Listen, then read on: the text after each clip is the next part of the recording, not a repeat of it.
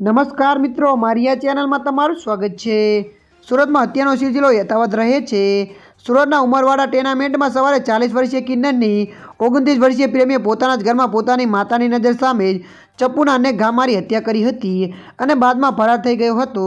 જો કે સલાબતપુરા પોલીસે તેને ઝડપી પાડી પૂછપરછ કરતાં જાણવા મળ્યું હતું કે તેમની વચ્ચે છેલ્લા 13 વર્ષથી પ્રેમ હતો અને તેઓ સાથે રહેતા હતા। પણ પ્રેમી યુવાન છેલ્લા 2 મહિનાથી માતા સાથે રહેવા આવી જતાં કિન્નરને ગમ્યું ન હતું અને તે અવારનવાર યુવાનના ઘરે આવી હતી।